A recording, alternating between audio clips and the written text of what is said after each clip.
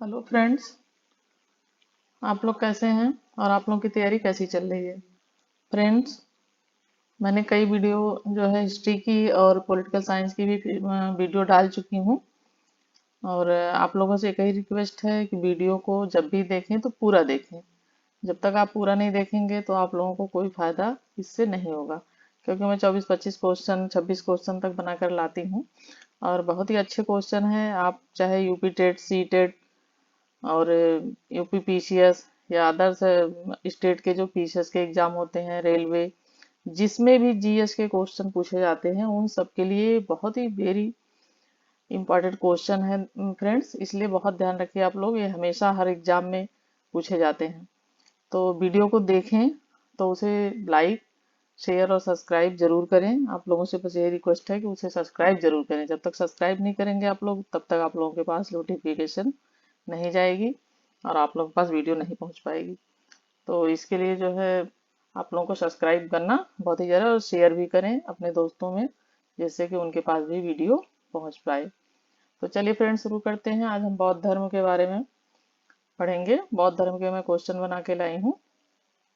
तो first question है हमारा। एक चीज और आप लोगों को मैं बता दूं कि ये जो बौद्ध धर्म है, इसमें मैंने पीडीएफ जो है बनाई थी। तो उसको पीडीएफ में कन्वर्ट करने में इस तरीके से थोड़ी सी इसमें चेंजेज आ गए हैं। तो ये जो है बौद्ध इस तरीके से रहेगा और बुद्ध इस तरीके से रहेगा। तो इसे ये मत समझिएगा कि ये हमने गलत लिखा है, ये उसमें मैं सही लिखा था पर चेंज हो गया ये कन्वर्ट करने में। तो चलिए फ्रेंड्स, शुरू करते हैं। फर्स्ट क्वेश्चन है हमारा,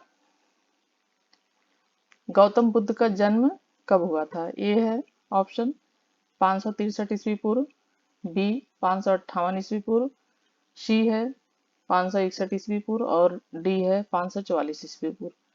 तो हमारा राइट आंसर है ए 563 ईस्वी पूर्व।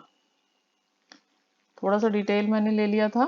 तो गौतम बुद्ध का जन्म कपिलवस्तु के निकट लुम्बिनी में 563 ईस्वी पूर्व में हुआ था। उनके पिता शुद्धोधन शाक्य गण के प्रधान थे तथा माता माया देवी कोली गणराज्य कोली वंश की कन्या थी। गौतम बुद्ध बचपन में सिद्धार्थ के नाम से जाने जाते थे। देखिए, सिद्धार्थ नाम में भी वही दिक्कत हुई है जो यहाँ पे बुद्ध और बौद्ध लिखने में हुई थी। तो इसमें भी कन्वर्ट करने में ये चेंजेज आ गए। 29 वर्ष की अवस्था में उन्होंने गृह त्याग दिया, जिसे बौद्ध ग्रंथों में महाभिनिष्क्रमण की संज्ञा दी गई। 483 ईस्वी में ईस्वी पूर्व में होना चाहिए यहाँ पे। 483 पूर्व में, यहाँ पे थोड़ा सा ये कहीं से वो छूट गया है। कुशीनारा नगर मल्लगढ़ राज्य की प्रथम राजधानी में 80 वर्ष की आयु में गौतम बुद्ध की मृत्यु हो गई, जिसे महापरिनिर्वाण कहा गया। तो फ्रेंड, जहां जहां भी बुद्ध और बौद्ध हो तो थोड़ा सा ये जो है देखिए, ध्यान रखिएगा। सेकेंड क्वेश्चन हमारा, बुद्ध के जीवन की किस घटना को महाभिनिष्क्रमण के रूप में जाना जाता है? उनका महापरिनिर्वाण, उनका जन्म, उनका गृह त्याग या उनका प्रबोधन?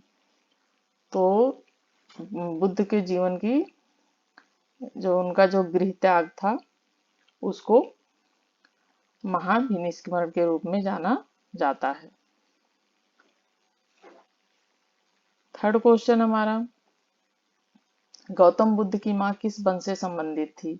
तो गौतम बुद्ध की माँ कोली वंश से संबंधित थी। ये भी कई बार क्वेश्चन पूछ लेता है। फोर्थ क्वेश्चन है, निम्नलिखित में से किस राजवंश के अभिलेख से इस परंपरा का समर्थन होता है कि लुम्बिनी शाक्य मुनि बुद्ध का जन्म स्थान था? तो ये जो है हमारा राइट आंसर है मौर्य। मौर्य वंश से अभिलेख, मौर्य वंश के जो अभिलेख है उससे पता चलता है कि लुम्बिनी शाक्य मुनि बुद्ध का जन्म स्थान था। इसमें भी थोड़ा सा मैंने डिटेल लिया है। मौर्य वंश के शासक अशोक के रुमिनदेई अभिलेख से सूचना मिलती है कि शाक्य मुनि बुद्ध का जन्म लुम्बिनी में हुआ था। इस अभिलेख के अनुसार अशोक राज्याभिषेक के 20 वर्ष बाद यहाँ आया था और उसने इस स्थान की पूजा की थी जहाँ शाक्यमुनि बुद्ध का जन्म हुआ था। साथ ही इस अभिलेख में लुम्बिनी के बुद्ध का जन्म स्थल होने के कारण इसे कर छूट प्रदान करने की घोषणा का भी उल्लेख मिलता है। तो जब अशोक वहां गए थे तो उन्होंने यहाँ पर उनका जन्म होने के नाते यहाँ पे कर छूट की घोषणा भी की थी। तो उसका उल्लेख है रुक्मिणदेही अभिलेख में। 5th क्वेश्चन हमारा, निम्नलिखित में से कौन एक अशोक का अभिलेख इस परंपरा की पुष्टि करता है गौतम बुद्ध का जन्म लुम्बिनी में हुआ था? ए है बशाड़ स्तंभ अभिलेख, बी है निगाली सागर स्तंभ, सी है रामपुरवा स्तंभ अभिलेख, डी है रुमिनदेई। तो ये रुमिनदेई जो है वो है आंसर सही हमारा। महात्मा बुद्ध का महापरिनिर्वाण कहाँ हुआ था? लुम्बिनी में, बोधगया में, कुशीनगर में या कपिलवस्तु में? तो इनका जो है महापरिनिर्वाण हुआ था कुशीनगर में।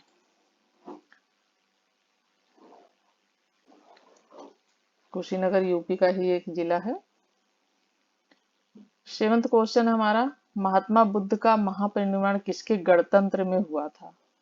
मल्लों के, लिच्छवियों के, शाक्यों के या पाओं के? ते हुआ था, ये आंसर हमारा राइट है, मल्लों के। महापरिनिर्वाण मंदिर अवस्थित है? ए कुशीनगर में, बी सारनाथ में, सी बोधगया में, डी श्रावस्ती में। तो ये है अवस्थित, ये कुशीनगर में है महापरिनिर्वाण, जहाँ उनका महापरिनिर्वाण हुआ था वहीं पे है ये मंदिर। तो महापरिनिर्वाण मंदिर उत्तर प्रदेश के कुशीनगर जिले में स्थित है। मंदिर में स्थापित भगवान बुद्ध की मूर्ति 1876 ईस्वी में उत्खनन द्वारा प्राप्त की गई थी। महापरिनिर्वाण मंदिर विश्व में बौद्ध धर्म के सबसे पवित्र मंदिरों में से एक माना जाता है। यह मूर्ति उस काल को दर्शाती है जब 80 वर्ष की आयु में भगवान बुद्ध ने अपने पार्थिव शरीर को छोड़ दिया था और मृत्यु के बंधन से मुक्त हो गए, अर्थात निर्वाण को प्राप्त हो गए। 9th क्वेश्चन हमारा, निम्नलिखित राज्यों में से किसका संबंध बुद्ध के जीवन से था? एक है अवंती, दूसरा गंधार, तीसरा कौशल और चौथा मगध। तो 9th क्वेश्चन हमारा जो है राइट आंसर है 3 और 4, कौशल मगध। यह है 3 और 4, सी आप ऑप्शन राइट है।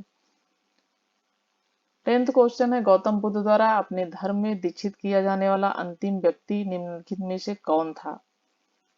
तो ये थे सुभद्र, जो अंतिम व्यक्ति थे जिन्हें गौतम बुद्ध ने अपने धर्म में दीक्षित किया था, सुभद्र थे। 11th क्वेश्चन हमारा, बुद्ध ने अपने जीवन की अंतिम वर्षा ऋतु कहाँ बिताई थी? ये क्वेश्चन देखने में नॉर्मल लग रहा है, लेकिन ये क्वेश्चन बहुत ही महत्वपूर्ण और कई एग्जामों में ये पूछा गया है, तो इसे ध्यान रखिए कि बुद्ध ने अपने जीवन की अंतिम वर्षा ऋतु कहाँ बिताई थी? श्रावस्ती में, वैशाली में, कुशीनगर में या सारनाथ में? तो इन्होंने अपनी वर्षा ऋतु बिताई थी, जो है इसका है आंसर बी, वैशाली में। 12th क्वेश्चन है, निम्नलिखित में से कौन सा एक बौद्ध मत में निर्वाण की अवधारणा की सर्वश्रेष्ठ व्याख्या करता है? तृष्णा रूपी अग्नि का शमन, स्वयं की पूर्णतः अस्तित्वहीनता, परमानंद विश्राम की स्थिति, डी है धारणातीत मानसिक अवस्था। तो ये हमारा राइट आंसर है ये, तृष्णा रूपी अग्नि का शमन। अलार कलाम कौन थे? 13 क्वेश्चन हमारा, अलार कलाम कौन थे? तो ये थे महात्मा बुद्ध के गुरु अलार कलाम थे। इसमें थोड़ा सा डिटेल देख लेते हैं। महाविनिष्करण के बाद ज्ञान की खोज में महात्मा बुद्ध अलार कलाम के आश्रम में पहुंचे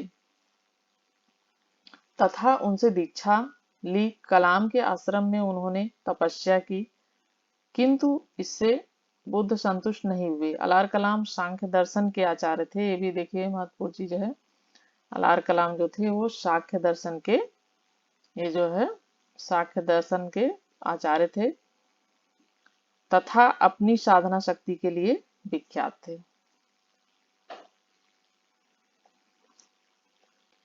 महात्मा बुद्ध ने 14 क्वेश्चन हमारा, महात्मा बुद्ध ने अपना पहला धर्म चक्र प्रवर्तन किस स्थान पर दिया था? लुम्बिनी में, सारनाथ में, पाटलिपुत्र में या वैशाली में? तो इन्होंने जो है अपना पहला उपदेश जो था वो दिया था सारनाथ में।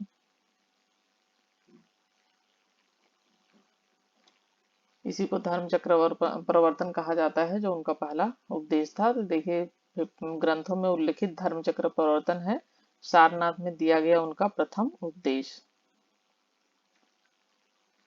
16 क्वेश्चन है, बुद्ध ने सर्वाधिक उपदेश दिए थे। तो बुद्ध ने सर्वाधिक उपदेश कहाँ पर दिए थे?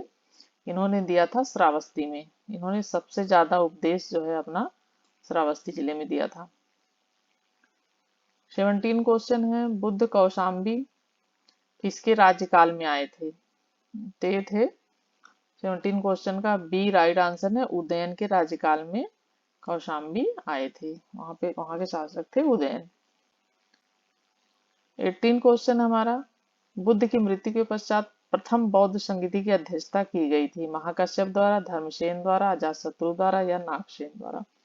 तो प्रथम बौद्ध संगीति जो हुई थी उसकी अध्यक्षता की गई थी महाकश्यप द्वारा। 19 क्वेश्चन हमारा, प्रथम बौद्ध परिषद का संचालन निम्नलिखित में से किस एक ने किया? आनंद ने, महाकश्यप ने, मोगलीपुत्र ने, उपाली ने? तो इसका संचालन किया था जो है महाकश्यप ने। प्रथम बौद्ध संगीति या प्रथम बौद्ध परिषद एक ही चीज है। सप्तपर्णी गुफा स्थित है सांची में, नालंदा में, राजगृह में, पावापुरी में? हमारा 20 क्वेश्चन है, इस सप्तपर्णी गुफा कहाँ स्थित है? तो ये स्थित है राजगृह में।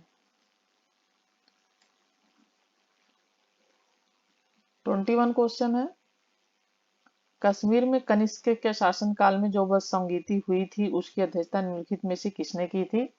तो ये की थी वसुमित्र ने।